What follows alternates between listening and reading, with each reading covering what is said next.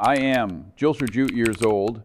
I have lived through the Great Depression, a world war, every financial panic since, Ju Potter recessions, and 3 market U Potter recessions, and 3 market crashes that erased millions.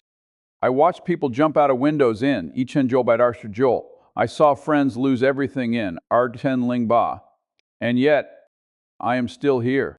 Fairly made billions alongside Warren Buffett.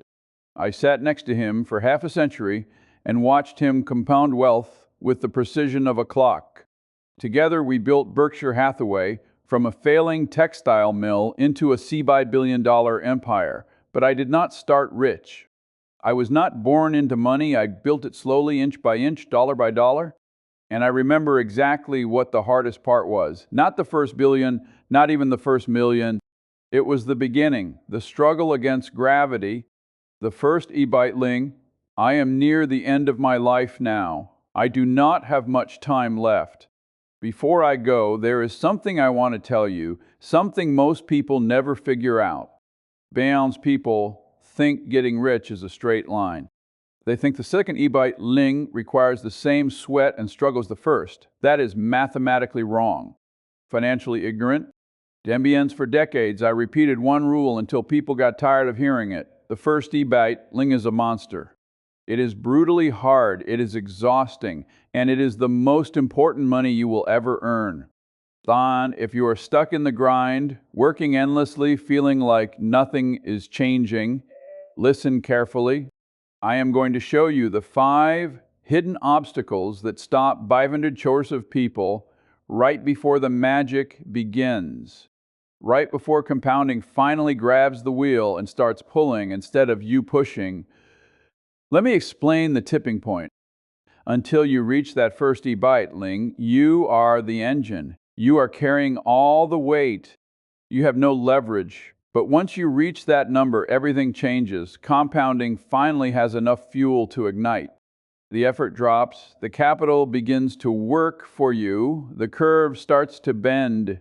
But most people quit in the grind phase because they cannot see that bend happening yet. The first obstacle is the most invisible, lifestyle creep. You get a raise, you buy a better car. You get a bonus, you upgrade your apartment, you trade your future for a nicer present. You kill the seed corn before it ever grows. This is how the middle class stays middle class forever. This is how high-income people end up dying broke. Let me tell you about a lawyer I knew in Los Angeles. Late Worzers, early Lissers. The Mad Men era, 3 martini lunches, big cars, bigger egos. He was Arserbod sharp, confident. A USC law graduate making Ling a year, equivalent to about Erbling today. He could have saved half. He could have invested Ling a year. In 10 years, he would have had his first e-Ling, but he didn't. He bought a bigger house in Hancock Park, 3 bedrooms, Spanish tile, a lawn that needed constant watering. The mortgage ate half his income. He bought a new luxury car every 2 years. First a Cadillac, then a Lincoln. Chrome, leather, the works. He ate at the right restaurants, wore tailored suits, looked like he had money. And at age scissors, his net worth was 0, high income, 0 wealth. Still living paycheck to paycheck, a hamster in a wheel, running hard but going nowhere. Every dollar he earned went straight into consumption. He never planted a seed. He never built a machine. And the tragedy is he didn't even know he was in trouble. He thought this was normal. He thought he was doing fine. He thought everyone lived this way. But every dollar he spent on a Cadillac was a dollar that never compounded for Sanders years.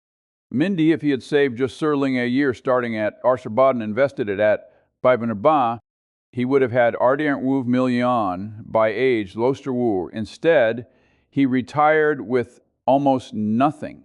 A mortgaged house, a 3-year-old car, a small pension. He worked until Turs because he had to, not because he wanted to. On land, that is the real cost of lifestyle creep. Now compare that to what I did. I drove the same beat-up sedan for years, no chrome, no leather, no status. I didn't buy a new car until I was Lixers. I wore the Same suits until the elbows shined and the cuffs frayed. I didn't care. I lived in a modest house even when I could afford better. My neighbors thought I was struggling. My peers thought I was cheap. Maybe I was. But I knew something they didn't. Independence matters more than appearances. I wanted the machine built. I wanted compounding to start working. I knew the first e-bite ling wouldn't come from looking rich. It would come from acting broke. I saved 500 worsers of my income in my arses and seances. Not normal, not fun, but effective. I invested in stocks, in small businesses. I let the money sit. I didn't touch it. I didn't upgrade my life every time I got a raise. I banked the raises. I invested the bonuses. And by my late censors, I had that magical e-bite ling. That was the turning point. 10% on e-bite lingus sirs ling a year. Suddenly, my investments were earning more than I could save. That is the moment everything shifts. That is when you stop being the engine and start owning one. Vans, that lawyer, worked until sirs because he had no choice. I stopped needing money in my sirs. That is the difference. He displayed wealth, I built it, and the math is unforgiving. Every fancy dinner was a seed burned for a moment of pleasure. Every luxury car payment was capital destruction. Lifestyle creep feels justified. You earned it, right? You deserve it, right? But the market does not care what you deserve. It cares what you save. It cares what you invest. It cares what compounds. And nothing compounds if you spend it. Stop buying things to impress people who don't care about you. Build the machine instead. Live like you are broke until you are rich, then keep living like you are broke. That is how you win. But spending is not the only trap. The second obstacle is linear expectation. You save for 3 years and you have almost nothing to show. You look at your account and see baud dollars, ling. You think the math is broken. You think the whole thing is pointless. And that is where most people quit right before the curve bends. This is where patience dies. This is where dreams get buried. I knew a man in Omaha who owned a hardware store. Good man, honest, hardworking. The kind of person who did everything right. This was the Ichenjo by Tirasers, recession, inflation, gas lines, misery everywhere. Carter was president. Interest rates hit 500 ursers. It was a brutal time to save money, but he kept grinding. Over 5 years, he saved sure dollars, lin. 5 years of cutting expenses, skipping vacations, denying his kids new bikes, eating cheap lunches, doing everything he could. And when he finally looked at the number, he felt nothing but disappointment. $10,000. 5 years. And all he saw was how far he still had to go. He did the math. 90,000 more at 2,000 a year. 45 years. He would be 90 by the time he reached e-bite ling. He got discouraged. He gave up. He bought a fishing boat. Nothing fancy, but it cost him sturar. He financed it and told himself he deserved to live a little. Life is short. You only live once. That boat cost him everything. Not because it was expensive, but because it broke his momentum, because he walked away right before compounding would have taken over. He didn't understand exponential growth. He assumed the next starling would take another 5 years. But that is not how wealth works, not how math works, not how compounding works. If he had stayed the course, he would have hit e-bite ling in 7 or 8 more years, not 45, because as your base grows, your returns grow. Let me show you the arithmetic.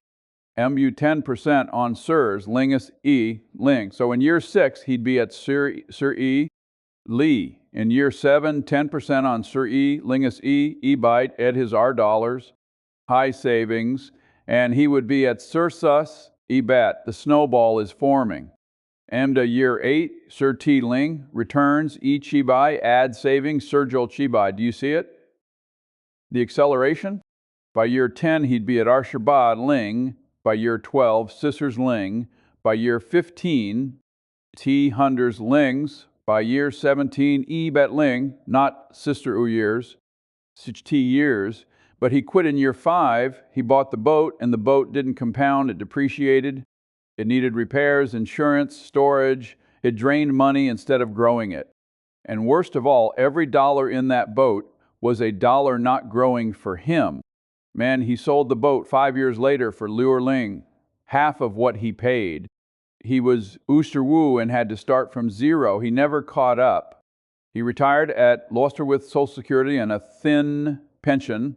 He died at Chisar after working his whole life and left nothing behind. Why? Because he didn't trust the math. He trusted his feelings, and his feelings told him it was hopeless. I learned this same lesson in my Arthurs and Early sensors. Saving felt like pushing a boulder uphill in the rain, slow, miserable, endless. Every month, I saved a little.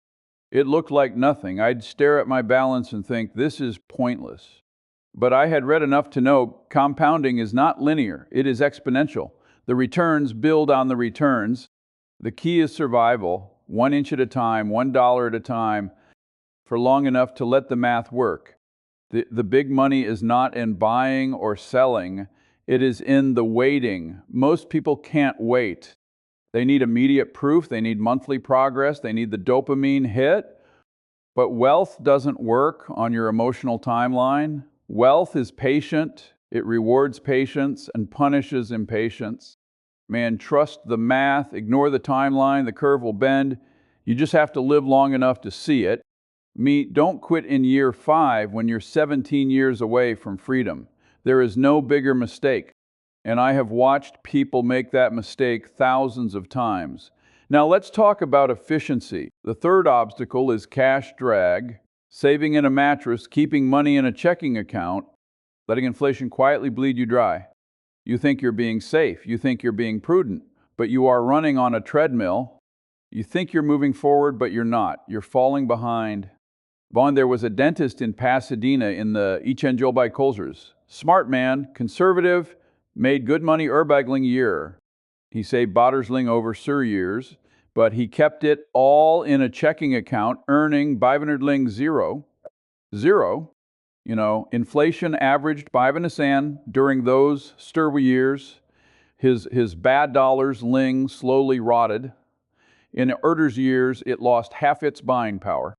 If you have dollars ling and inflation is 500 a year, after 2 decades, it buys what Sisters Ling buys today. Memdi, 15 years of work turned into the purchasing power of Sisson dollars. Ling, he got poorer while thinking he was getting richer. That is the silent cruelty of inflation. It steals without making a sound. Meanwhile, his friend, another dentist, same income, same lifestyle, put his Bass Dossers lend to a simple S&P WUBAT index fund. No genius, no timing, just buy and hold. His Boss Dollars Ling became Arbeck Sisters Ling. One man retired early and spends half the year traveling.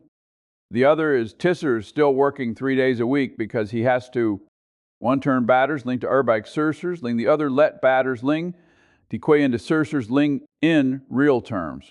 Meaning that is a Arbeck Ling mistake. That is the cost of fear. That is the cost of keeping cash idle. I once said, we drowned in cash. I meant it literally. Wesco, the company I ran, sat on too much cash for years. Cash is not an asset unless it is working. Cash is fuel, not a souvenir. Money is not meant to sit and admire. It is meant to work. Put it in equities, put it in bonds if you must, put it into businesses, but do not let it rot in cash. The first e-byte ling must be invested, not hoarded. The difference between Bivin and Bivin Ling over a decade is the difference between motion and progress. The difference between Bivin and Bivin Ling is the difference between wealth and poverty. Bland's, that dentist from Pasadena, came to me years later asking for advice. I told him the truth. I said, you were stupid. Fear paralyzed you, and fear is expensive. It cost you compounding. And compounding is the only free lunch in finance. He didn't like that. Most people don't. They want to be told it wasn't their fault, that they did their best, that nobody could have known. But I do not comfort people with lies. He made a bad decision. It cost him his retirement. It cost him his freedom. It cost him 20 years he will never get back. Do not be that man. If your savings are sitting in cash, you are losing. Put your money to work. If you don't know how, buy an index fund. And if you don't trust the market, then you don't understand the market. Over every Urser's year period in history, the market has never lost money. Never. Some years are painful. Arsenling ba, Arsenling Ursers. But over time, it always recovers. Cash never recovers. Cash only dies quietly, and so does your future. But there is something even worse than cash drag, the debt anchor, Banderliquor, ladies and leverage. Those are the three ways a smart man goes broke. I have said that for years. People laugh. They think it's a joke. It is not a joke. Interest works against you. It compounds in reverse. It grows the hole you are standing in. Debt is how intelligent people end up ruined. I knew an architect once, brilliant man, creative, educated, top of his class at Yale. During the housing boom of the Archens, everyone around him was getting rich flipping houses. Everyone felt like a genius. So did he. He bought spec properties, houses in Riverside, condos in Vegas, 10% down, 90% borrowed. The plan was simple: buy, wait 6 months, sell for $700 more, repeat, get rich. For 2 years it worked. He made money, he felt invincible, so he went bigger. He maxed out credit cards to maintain the image, BMW, Armani suits, dinners at Spago. He convinced himself the debt was temporary. He convinced himself the market would save him. He convinced himself he was the smart one. Then Arsène Lupin came. The house in Riverside he bought for C-buys. Lean was now worth Urbach, Lean Dows. He still owed Sambite $. Ling, the Vegas condo he bought for Sambais. Ling was worth Ebite Wussers. Ling, he owed Arbeg Teasern dollars. Lin, then the credit card bills hit Worcester, Lingat, Bifender, Sherba interest. The lenders wanted their money. He didn't have any. He tried to sell, nobody buying. Tried to refinance, nobody lending. He lost everything. He didn't just go to zero, he went negative. He owed more than he had. Bankruptcy, divorce. His wife left. His life collapsed. 2 years of leverage cost him a decade of recovery. He's Lichters now. He's finally back to where he was at, Sensor Wu. He lost Wu years, not because he was stupid. He wasn't. He was brilliant. But he was fragile. Leverage makes you fragile. One bad year, one freak event, one recession, and you are finished. No second chances. Warren and I avoided debt for decades. Zero leverage. We didn't need it. We had patience instead. Patience is better than leverage because patience cannot bankrupt you. Patience does not wake you sweating at 10 a.m. Patience lets you sleep. Leverage keeps you up at night if you lie awake at 10 a.m. Worried about money, you are doing something wrong. That architect didn't fail because of a lack of intelligence. He failed because of impatience and greed. He wanted the shortcut. He wanted to get rich in 2 years instead of 20. There are no shortcuts. There is only the slow, disciplined grind of saving more than you spend, investing intelligently, and avoiding debt. Blendy, if you have debt, you are not building wealth. You are renting your future to pay for your past. That is the stupidest trade in the world. Now we come to the mindset killer, lack of aggressive patience. Giles, trying to get rich fast leads to ruin. Trying to get rich too slowly leads to mediocrity. The trick is both. Patience to wait, aggression to strike when the moment is right. I learned this the hard way. In the Exponential by Tearshers, I almost bought Belridge Oil. I had the cash. I saw the opportunity. The assets were real. The valuation was cheap. The upside was enormous. It was a no-brainer. But I hesitated. I tried to negotiate a little more. I wanted it slightly cheaper. I wanted the perfect deal. I waited too long. Someone else bought it. They made a fortune. I made nothing.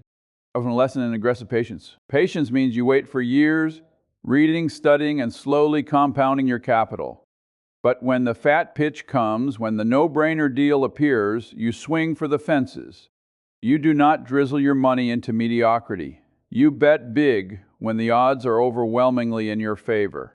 Most people do the opposite. They're aggressive with bad ideas and patient with good ones.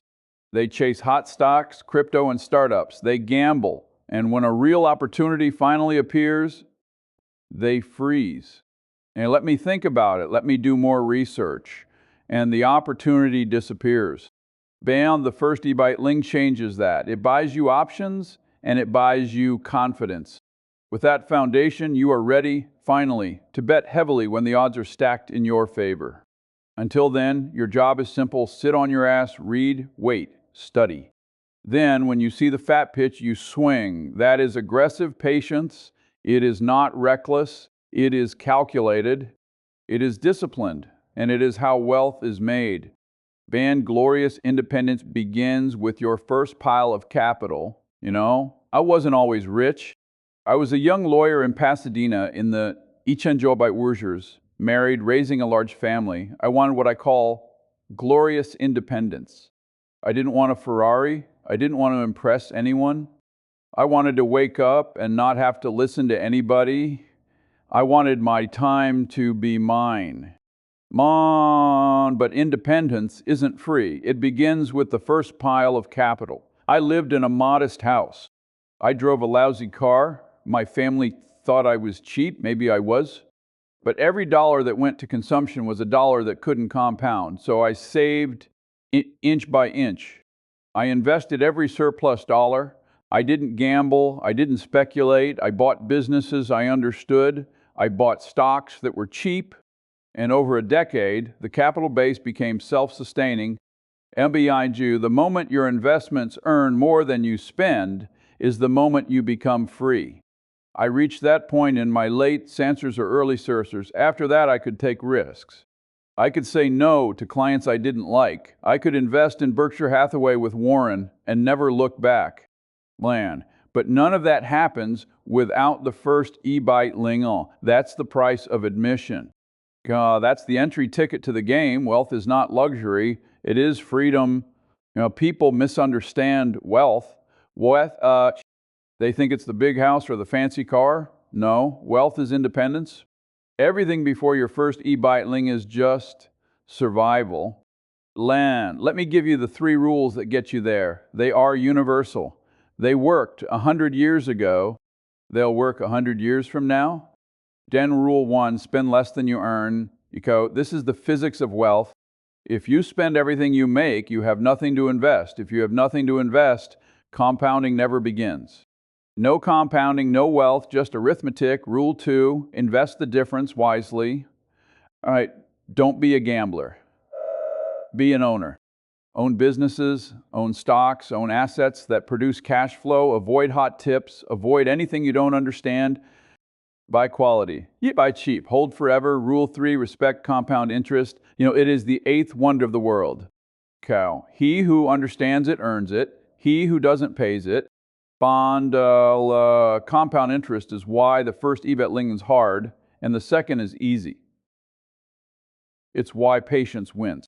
It's why discipline beats intelligence. These rules are boring. They won't make you rich overnight, but they will make you rich eventually. And eventually is better than never.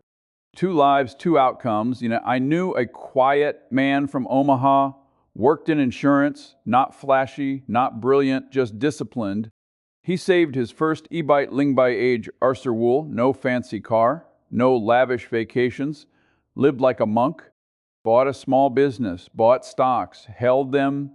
He's ligger snow and hasn't worked a day he didn't want to in years. No Lamborghini, but he is free. He reads what he wants, travels when he wants, lives how he wants. That is wealth. That is what the first e-bite Ling buys. It buys your life back. Man, now compare him to the lawyer in Hancock Park. High income his whole life, zero wealth. Worked until tears because he had to, not because he wanted to. He displayed wealth instead of building it. The man from Omaha pushed the boulder over the hill, and now gravity works for him. The lawyer never got there. He is still pushing. The 5 obstacles lifestyle creep. Stop buying things to look rich. Build the machine instead. Linear expectations. Compounding starts slow. Trust the math. Cash drag. Money that doesn't work dies. Debt. Leverage is fragile. Patience is robust. Lack of aggressive patience. Wait for the fat pitch. Then swing hard. Spend less than you earn. Invest the difference wisely. Understand compounding. That's it. 3 rules.